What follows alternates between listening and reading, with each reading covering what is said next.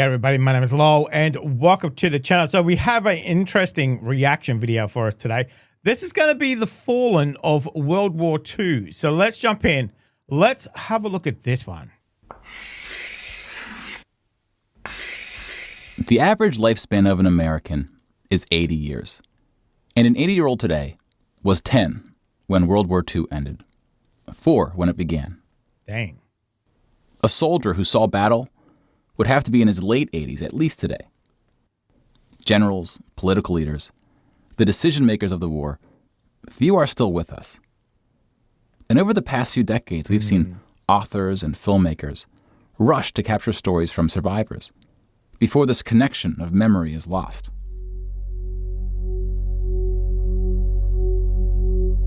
Oh, this is 2015, so even this is quite a few number of years old as well. Okay. This project is not about individual war stories, and it's not about survivors. We're going to tally up the tens of millions of people whose lives were cut short by the war, and see how these numbers stack up to other wars in history, including trends in recent conflicts.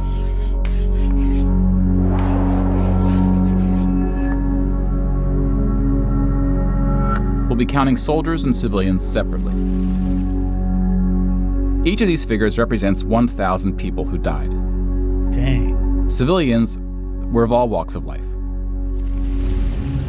whereas military deaths were almost entirely men. The average age was about 23. Dang. In most battles, for every 1,000 soldiers killed, there are more than 1,000 who are injured. The word casualty can be confusing because in military speak, it often includes both deaths and injuries, and anything else that takes a soldier out of service. Here, we're just counting the deaths, and we'll begin with American soldiers. Okay.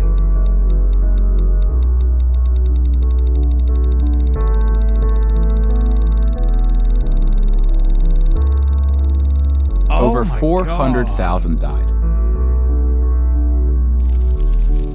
Most of the deaths occurred in the European theater, fighting the Nazis. And about a quarter were in the Pacific, fighting the Japanese. Dang. When you put them on the timeline, you see that casualties were the heaviest at the end of the war. Well, because when did America join the war? End of 1941?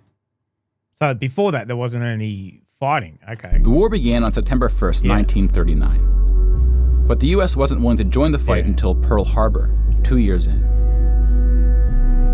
The deaths increased drastically on D-Day, when the Allies invaded. Look at that massive jump. That massive jump in D-Day. Dang.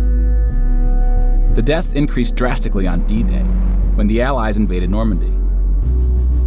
One of the most tragic moments of the war was on D-Day at Omaha Beach, where 2,500 Americans fell. So about the same number of U.S. soldiers died on this single beach landing as the entire 13 years of the recent war in Afghanistan. The bloodiest battle in the Pacific was Okinawa, which lasted 82 days, during which 12,500 Americans died. Wow. That's crazy. About 5,000 of these deaths were at sea from kamikaze attacks. Now let's look at some other countries, starting with Europe.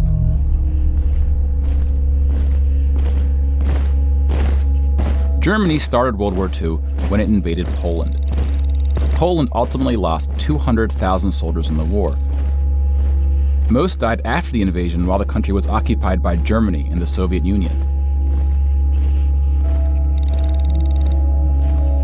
Germany, meanwhile, lost just 16,000 in the invasion of Poland. The Nazis went on to invade and conquer other countries, including Denmark, Belgium, the Netherlands, France, Greece, and Yugoslavia. France surrendered, but after losing 92,000 soldiers in the Battle of France. Over 200,000 ultimately fell, which includes deaths in POW camps, French colonies, and other fighting.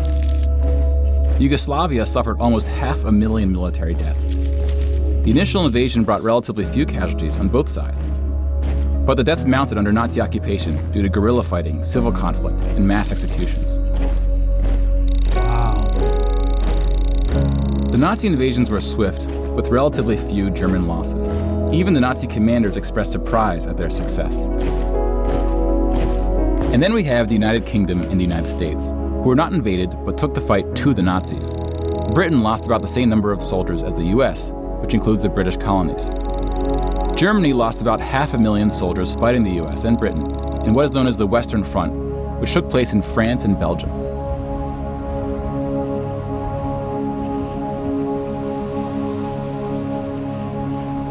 But most Nazi soldiers died in the Eastern Front. Yep.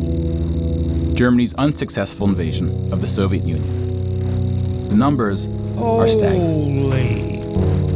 The most famous battle of the Eastern Front, and perhaps the turning point of the European War, was Stalingrad. The German Sixth Army successfully took Stalingrad, but then got surrounded by the Soviets and cut off from food and ammunition. 500,000 Nazis would ultimately die in Stalingrad. Another 100. But also, who invades Russia when it's bloody winter? Come on. 500,000 Nazis would ultimately die in Stalingrad. Another 100,000 were taken prisoner, of which 6,000 would ever return. Wow, 6,000. POWs had a low survival rate throughout World War II, and it was particularly grim in the East. When you include these POWs, roughly the same number of Germans died in Stalingrad as all the Western Front fighting against France, the UK, and the US. Jesus. And though Stalingrad was a victory for the Soviets, they suffered almost twice as many losses as Germany.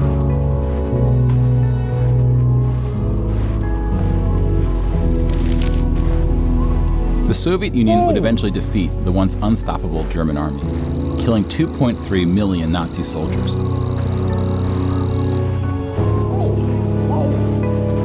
But winning the war came at a cost. It's still going.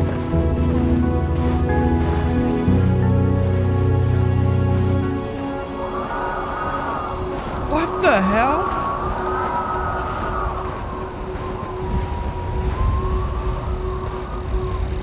What? How? What?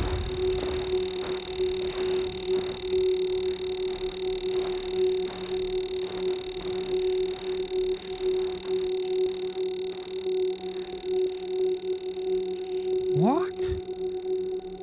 8.7 million is the official tally by the Russian military, a hotly disputed number. Some studies have calculated as many as 14 million dead. Oh my God. I didn't know that. I knew they lost a lot. Did not know it was that high. And as high as that, he said, what, 14 million? Oh my God. A disputed number. Some studies have calculated as many as 14 million dead.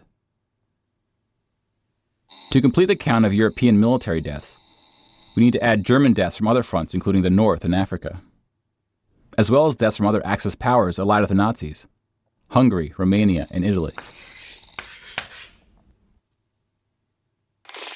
When you put these European military deaths on the timeline, it looks like this. You can now interact with the chart to learn more. Pause the narration if you would like more time. What the hell? And now we switch to civilian deaths in Europe. Oh, no.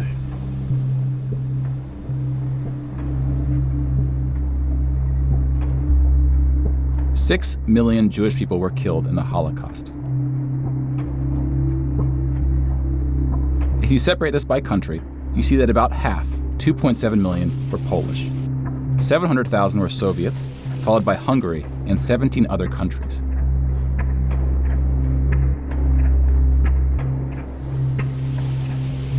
Broken down another way, about half of the 6 million were killed in the concentration camps. Over 1 million died in Auschwitz. Most were killed in the gas chambers. Others died from starvation, exhaustion, disease, and other forms of execution. The second most deadly camp was Treblinka, which was exclusively an extermination camp, set up to look like a train station.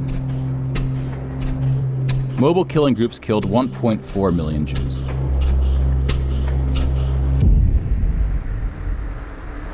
Like with the gas chambers, men were killed first to to reduce the risk of revolt.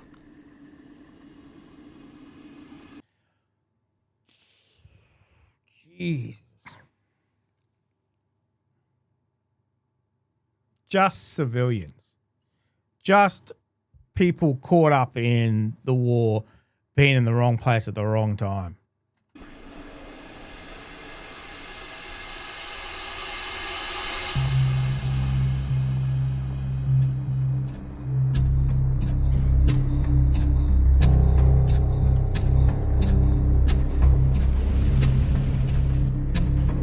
The Holocaust also includes non-Jewish deaths. Between 130,000 to 500,000 Roma, then called Gypsies, were killed. The numbers are disputed. About 250,000 people with disabilities were killed. Homosexuals, Catholics, and other groups were also exterminated, but their numbers were relatively small. Some historians say that other civilian deaths should go under the label of Holocaust. About 2 million non-Jewish Poles were killed under German occupation, some of which were sent to the gas chambers at Auschwitz. When you combine civilian and military deaths, over 16% of the total Polish population died in World War II, which is the highest percentage of any country. 16%. That's a crazy stat. Crazy stat. Of the total Polish population died in World War II, which is the highest percentage of any country. Dang. But not the highest in total death count. The Soviet Union again tops that list, losing at least as many civilians as it did soldiers, somewhere between 10 and 20 million. A particularly dark moment for the Soviet Union was the siege of Leningrad, now St. Petersburg.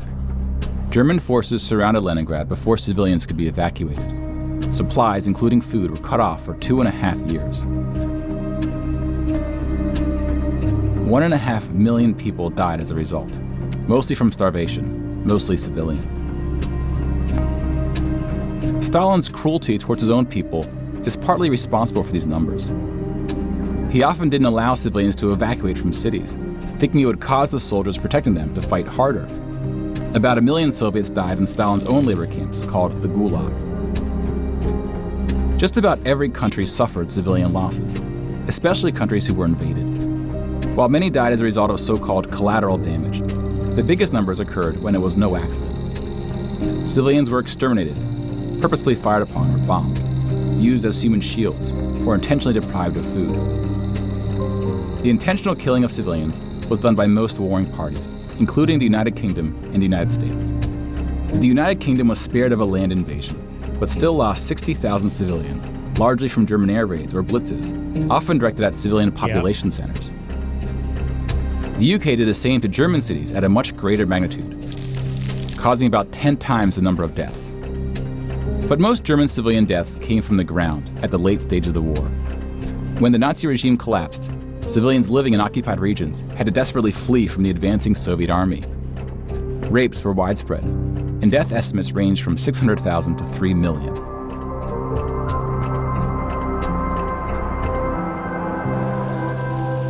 Let's step back and see where we are with the totals.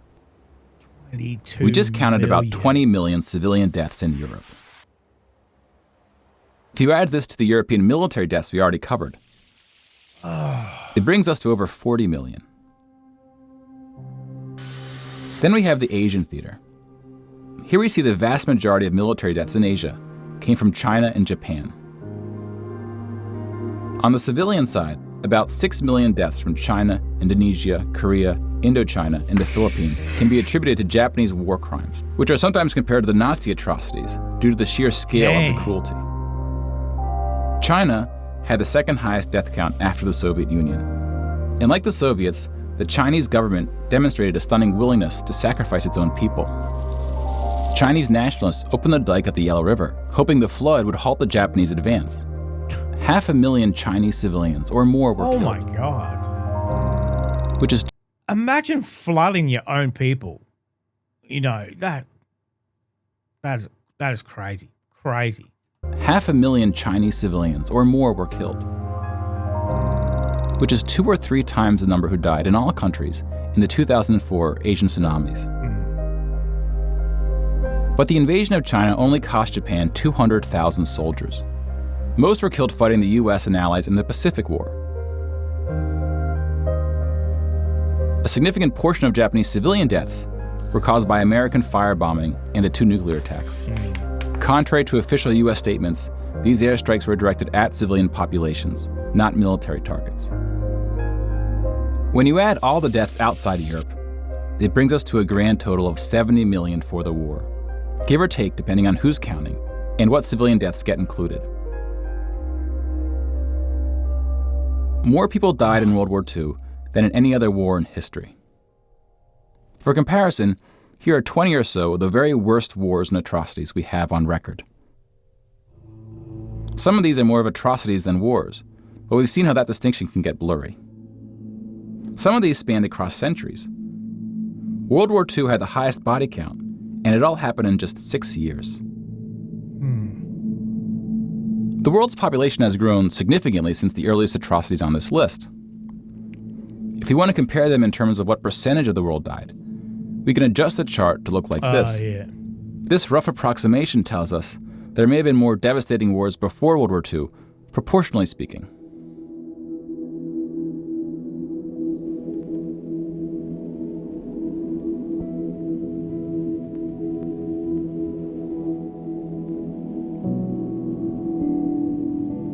When we turn to post-war conflicts, it's hard to say anything that isn't controversial. But the data shows something quite extraordinary has been happening. In 1989, John Gaddis coined the phrase the long peace to identify the absence of conflict between the nuclear powers during the Cold War. 25 years later, the Cold War is over, and the term is still being used, although its meaning may have shifted. European countries have not fought each other, except for this 10-day war in 1956 when the Soviet Union invaded Hungary. When we look at European wars before World War II, obviously this is 2015, so since then there's obviously been stuff happening in the world, Ukraine, Russia, etc. It looks like this. They tend to be more frequent as you go back, though smaller in scale. And the largest 44 economies of the world have not battled each other since World War II. Rich countries have fought poorer countries, like the US versus Iraq, but rich countries have not fought other rich countries. Such a period of peace between the so-called great powers hasn't been seen since the Roman Empire. To many, peace is too strong of a word. Wars have occurred since World War II, and they can be grouped into these 4 categories.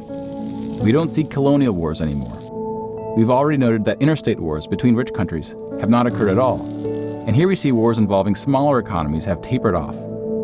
That leaves civil wars of 2 types, with and without foreign intervention. And this is what these battle deaths look like alongside of World War II.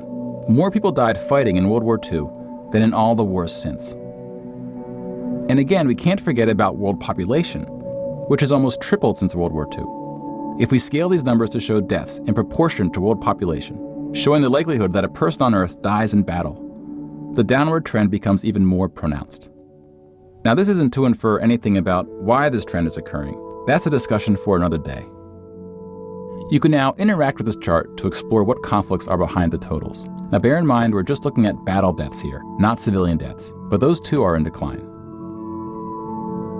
Peace is a difficult thing to measure. It's a bit like counting the people who didn't die in wars that never happened. We give such importance to the word peace, but we don't tend to notice it when it occurs or report on it. Sometimes it takes reminding ourselves of how terrible war once was to see the peace that has been growing around us. Of course, this trend may not continue, and it's not clear how looking at these charts can help us make the right decisions to ensure that it does. But the longer the long peace grows, the more significant it becomes. So if watching the news doesn't make us feel hopeful about where things are heading, watching the numbers might.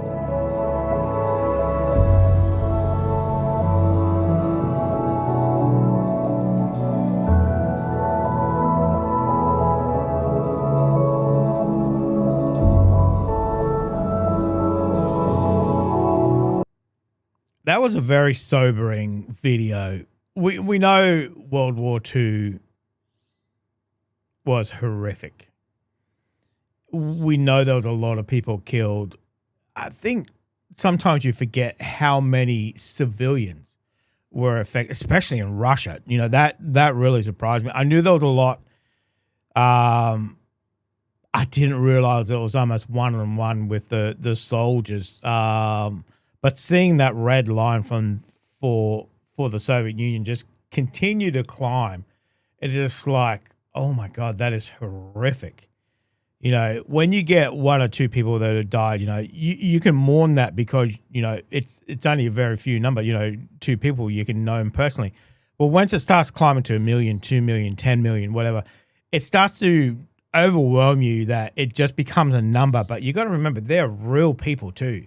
Children, babies, mothers, brothers, sons, whatever, sisters. It's just, that can get overwhelming very, very quickly as well too. So, but to see that there were very few countries not touched in that war as well, you know, losing people, either soldiers or civilians as well too. So, man, that was interesting and kind of heartbreaking at the same time when you think that every little tick on that line is somebody. You know, is somebody's, you know, family, somebody's relative. It's just, man. And obviously this is an older video, 2015. So, you know, they haven't caught up with the Ukraine and now Iran and whatever else. And it's just like, hey, there's more stuff going on. But there hasn't been a, you know, when he's talking about peace as well, you know, peace is a very relative term. You know, after World War II, there was Korea, and then there was Vietnam, and then they were in Afghanistan, and then, you know, before that it was Iraq, and, you know, there's been, in my lifetime anyway, it seems like maybe not every year, but at least every 2 to 3 years there's a war somewhere, you know, and there probably is a war every year. You just don't, you know, you just don't get it in the news and whatever else, a skirmish here and a skirmish there and whatever else. So, you know, those numbers keep going up, but obviously that World War II was just horrific. 70 million. It's just like, that's horrendous. Horrendous. Yeah, it's, I find that very sobering that, you know, just a few past generations ago, that's what they were going through, you know, and we complain today about whatever else, you know, what we've got going on in the world. And it's just like, man, we have no idea how good we have it now, you know, enjoying that little bit of peace that we have been, you know, get to enjoy what we've got. Yeah, we may complain about, you know, how much we've got and whatever else, but man, a couple of generations ago, it was bad. It was real bad. So I think that gives me a new appreciation of what I have in this world at the moment. So, dang, that was a very interesting video. So heartbreaking to know that every little tick on those lines was somebody, represents somebody. Heartbreaking. Let me know if you enjoyed that one, guys. Thank you very much for joining us today. Make sure you stay safe, and I'll definitely see you in the next reaction video. Oh, you're still here? You want more content? Why don't you check out my Patreon down here? You'll get plenty more content and some exclusive videos over there too. If not, why not check out this one over here?